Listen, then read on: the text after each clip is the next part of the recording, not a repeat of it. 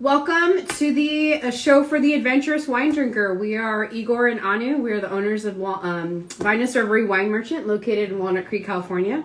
Today we are showcasing a really beautiful wine. It's a Cabernet Sauvignon blend. Igor, why don't you tell us what we're having? Shut off. We are having a bordeaux from Left Bank in a Saint Estep commune. The name of the winery is Chateau Cabernet. And this is the 2015 vintage. Okay, so we've got more details on our website, but I think we're going to go through it right now, too. Yes. Awesome. All right, well, tell me what you got about this wine. Well, let's start. It's based on a Cabernet Sauvignon. It's a blend, but majority of the blend is Cabernet Sauvignon, right, which is on the Left Bank. That's... we've got a map? We've got a map. A very beautifully colored map, I might add. And we'll come back to it, but okay. Here we have the Garonne River.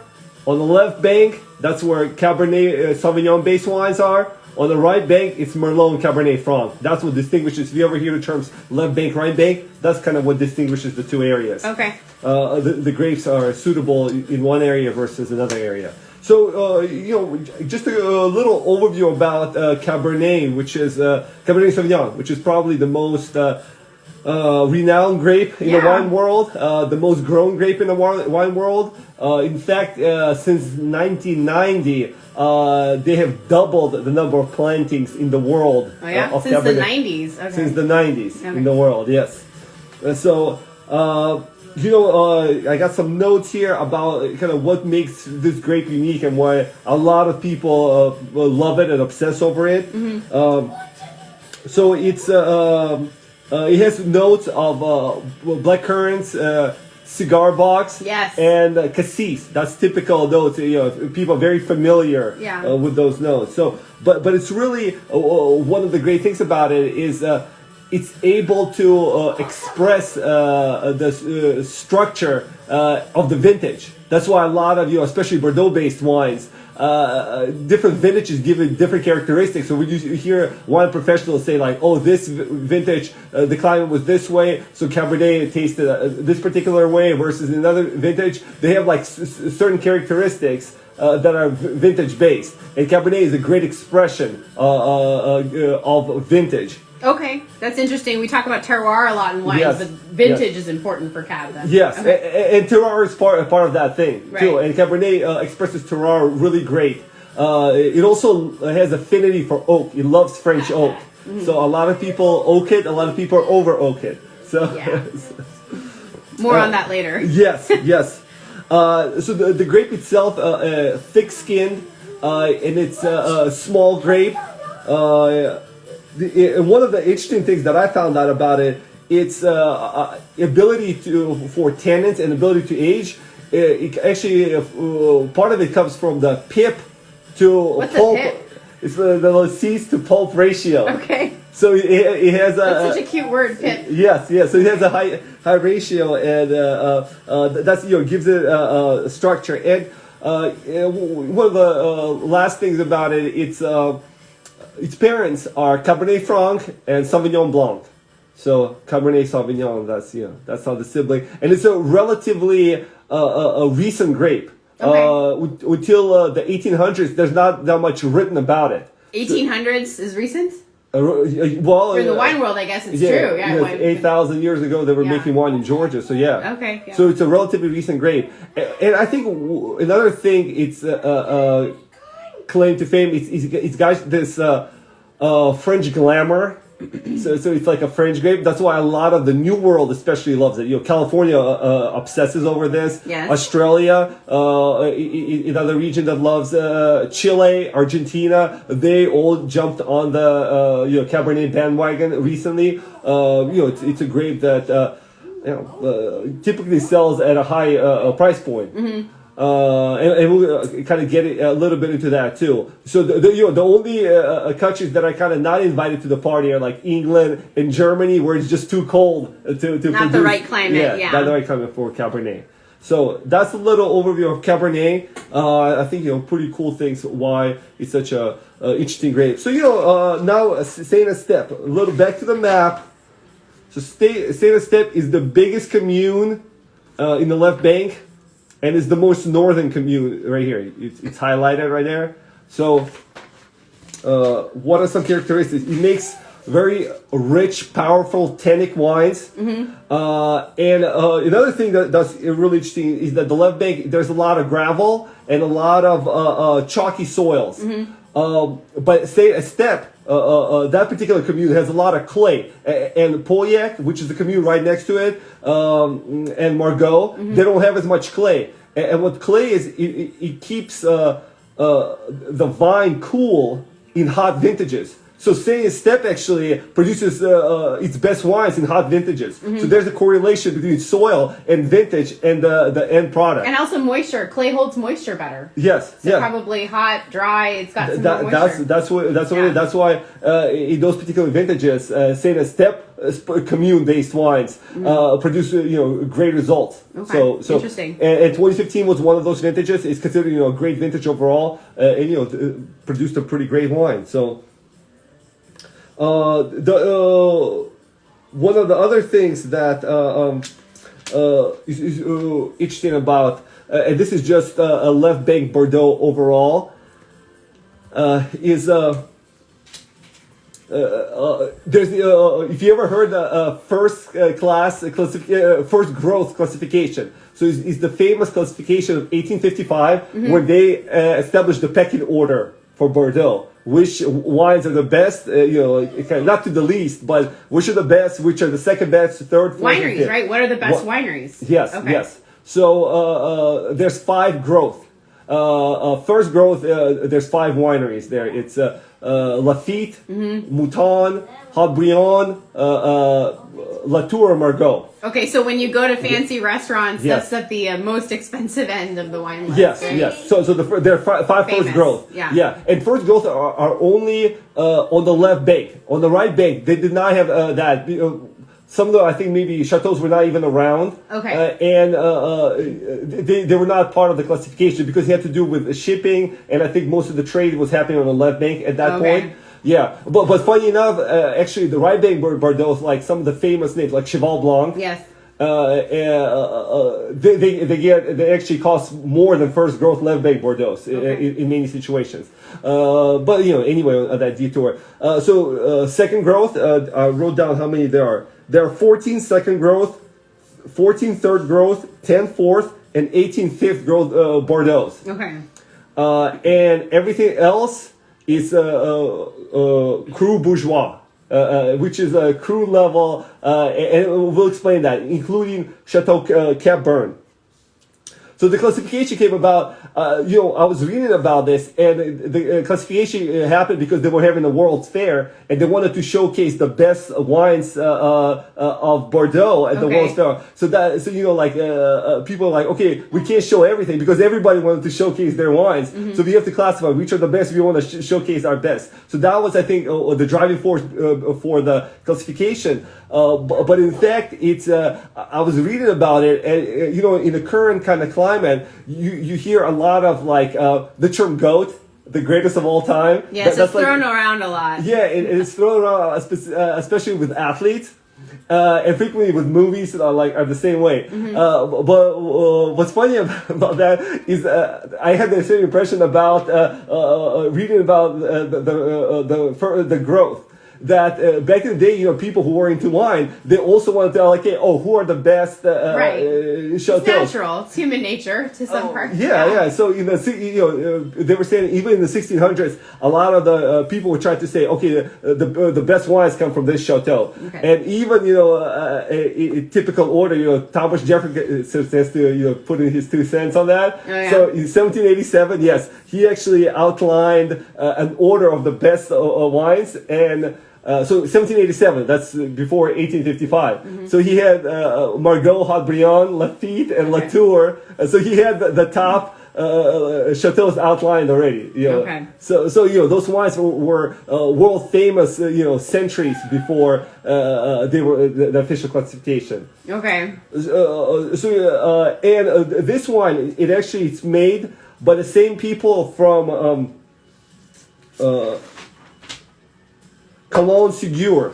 which is a third growth Bordeaux. Okay. But this one is a Cru Bourgeois. So this is a wine that it's not classified in the top 5 Bordeaux, but they're like the other Bordeaux that make wines, and they also want to be classified. And the classifications, it's really to get pricing. Okay. And it started back in 1855. At that point, they were saying, like, if you're a first growth, you could ask a certain price point for your wine. Second growth, it's a lower price point. Third, fourth, fifth, and then Cru. So it had to do with pricing. Okay. Yes, just like it is now. And, a lot of even the New World, they're trying to replicate this method too.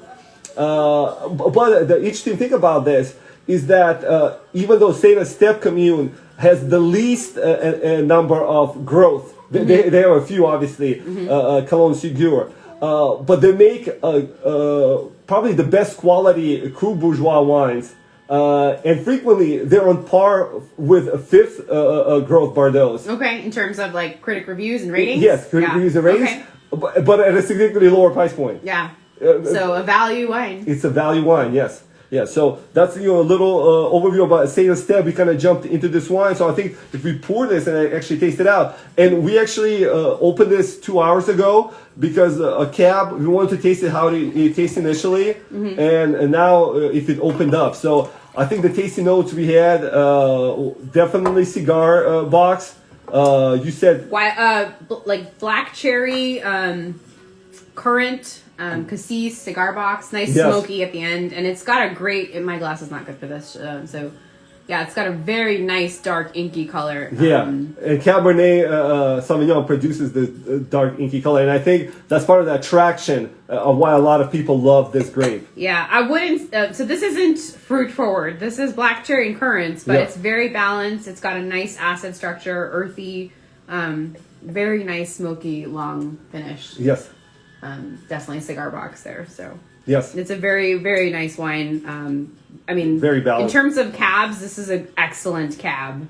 Kind of remember, all the good cabs I've had, but I would serve this. Can we talk about food? Yes, let's go to food. I always like to talk about food. Yes. So I think steak is great, but I really like lamb because it's a bit gamey. Yes. And I think this would pair very nicely with some roasted or grilled vegetables that kind of smoke, charred thing would play off the smoke and the wine very nicely. So that's what I think. Did you taste it yet? I did taste it. Okay. Yes. To me, a beautifully balanced wine. Still has definitely nice structure. So when I'm tasting it, it's still young to me. Has plenty of life in it. Yeah, and they were suggesting that this particular cuvee could go up to from 10 to 17 years. So. That's kind of it's from 15, so 6 years old. So it's definitely still in a maybe in a not baby stage, maybe a young adult stage. Yeah. I mean, this is really highly rated. 93 points Wine Enthusiast, 92 points James Suckling, 90 points Decanter, 90 points Jeb Dunek. And Jancis Robinson, she gave it 17.5 out of 20, which is an incredibly high score for her. And the interesting thing to say is that she said she tasted this blind. So to me, that is always very interesting, that she didn't even know what it was. She tasted it. She gave it a very high score. And I think for $29.99 in the world of cabs, this is amazing value. And you know what? I want to actually put that in context. Now, let me put it in the context both of the vintage, of the tasting, retasting, and then we'll compare it to some California wines. So, on the initial taste, when she tasted it when it was first in barrel, she gave it 16.5 points, which is a 90-point score, which is a good score for a Cru Bourgeois wine. When she tasted Chalon-sur-Guer, the third growth from the same house, she gave it 17 points, which is about 92 points on the 100-point scale. So the third growth obviously got a higher score. Then when she retasted the two wines, she gave, like you mentioned, gave this wine 17.5, which we're talking about like a 94-point score. And she gave Chalon-sur-Guer 16 points. Which is like an 89. So she upgraded this wine and she downgraded the third growth on her retasting when they were in a bottle already aging. So that's just to put it in the context of how good of a value it is to its more famous sibling. And then, I wanted to, and we retail this wine for $30. Yes. So just to, the third growth, I think, retails for like $90, just for perspective. Yeah. Just for context, yeah. Because I think sometimes, we throw out the points and without context. First of all, people don't even know like 17 means. So I think it's like a 92 points on the 100-point scale. 92 frugal points from Jensen's Robinson. Yeah. But I actually went to see what are some of the best-selling Cabernet wines in California are, and just put it like in a little context. All right, so one or two, depending like where you're looking at. Duckhorn Napa Cab. So he retails around $80. That's the price point. So like the third growth. And it's funny. So she gave it a 16.5 points, which is about 90 points. James just reviewed Duckhorn. Just reviewed Duckhorn. Okay. And there's several vintages. This is the highest score. Okay. So she's never given any of the vintages more than 16.5. So this was actually the highest score. And in it, she put a pretty interesting note, and I think it's to exactly what we do. She said, it's interesting to see that within a UK context, it's no bargain. Whereas in U.S. context, it is. So an $80 wine within U.S. context, she's saying it's a bargain. Which, when you see some of the other cabs, in a funny way, it is. Yeah. And I just, I took some more of the popular wines.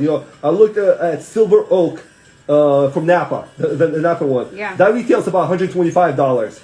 So she graded several of the Silver Oak wines. Everything in there was sweet, opulent, sweet finish, sweet food. It was sweet. Right. That was I think she said sweet in every single review. Right. And 2013 she gave it 16 points, which is like about 88, 89 points.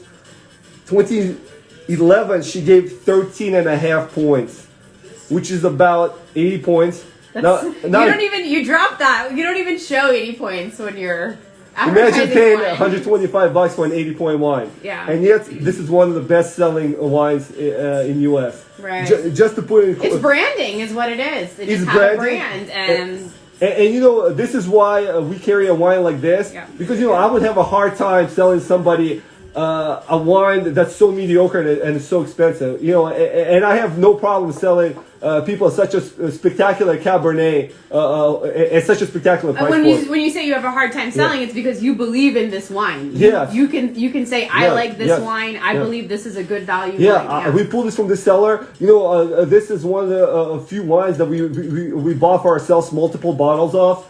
We're tasting it right now. It's fantastic. Right. Yeah. So I think hopefully this context helps you guys out, and just to showcase, and I think it's a fun topic to discuss. Maybe points, and I think context is always better, because sometimes we're dealing with these like international grapes that are hard to pronounce for places that nobody has heard of. So I think really that's why we had a discussion how some critics don't like points, right? And Jens has called them a necessary evil, right? And I agree with Jens. It's a great equalizer. Like, is the wine good or not? Yeah. The points is the only thing that puts it in context, right? So. Cool. So I think this was a pretty cool overview. Exceptional wine. So exceptional cab. Yeah. No, definitely check it out on our website. Before we end, though, and I know that Artemio is making fun of me, he's saying stay warm. I just want to, in honor of Bernie Sanders' mittens that went viral, I want to showcase my hat, which was made by my friend Carrie. So just want to give her a shout out. Thanks so much for the hat. I love it. Make more hats for all of us. Yeah, when she has an Etsy store, I'll put that link in there. Yes. How about that? Yes, absolutely. All right, it's a cool hat. Yeah, thanks for letting me make that plug. No, it's awesome. Cool. All right, well, thanks so much, guys. Check out our show every Friday at 9:30. It's a show for the adventurous wine drinker, and definitely check out this wine on our website. All right? Thank you, guys. Take care. Bye. Bye.